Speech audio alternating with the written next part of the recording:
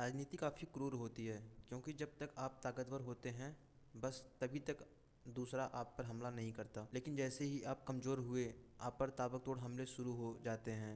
अब मोदी जी कमज़ोर हुए हैं, इसी का नतीजा है कि अब मोदी की सबसे खास स्मृति ईरानी ने हमला बोला।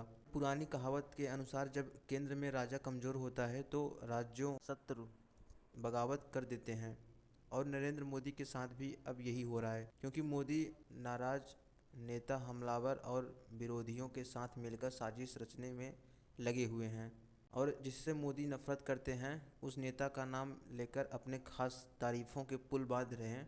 में मोदी की खास माने जाने वाली नेता स्मृति ईरानी ने दैनिक भास्कर के संपादक श्रवण गर्ग ने कहा कि राहुल गांधी की मुझे लगता है कि राहुल गांधी की पॉलिटिक्स में एक चेंज आया है। ही थिंक्स तारीफ नहीं की है बल्कि बीजेपी का चीड़ फाड़ कर दिया।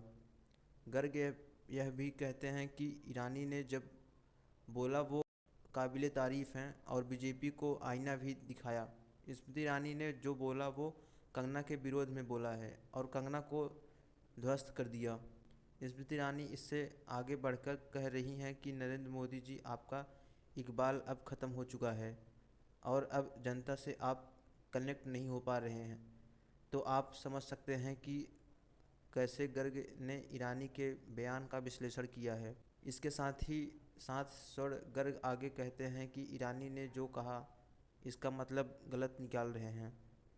जो ईरानी कह रही हैं बस वही सही है, क्योंकि सीधे तौर में मोदी या बीजेपी की आलोचना नहीं की जा सकती।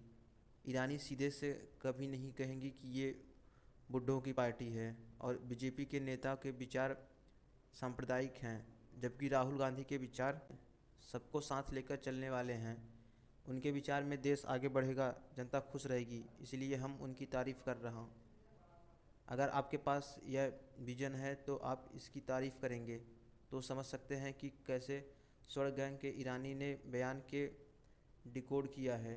वही कुछ लोग यह भी कह रहे हैं कि ईरानी ने यह बयान इसलिए दिया क्योंकि उनको साइडलाइन कर दिया गया और उसका बदला लेने के लिए यह बयान दिया। लेकिन कोई कुछ भी कहे, ईरानी का बयान नेगेटिव ही गया है, और सभी का कहना है कि राहुल गांधी की तारीफ़ कर ईरानी ने मोदी पर ताबड़तोड़ वार किया और याद दिलाया कि मुझे साइडलाइन कर आप रह नहीं सकते। वीडियो बाकी देखने के लिए आप हमारे चैनल को लाइक करें, सब्सक्राइब करें एंड बेल आइकन जरूर दबाएं। धन्यवाद।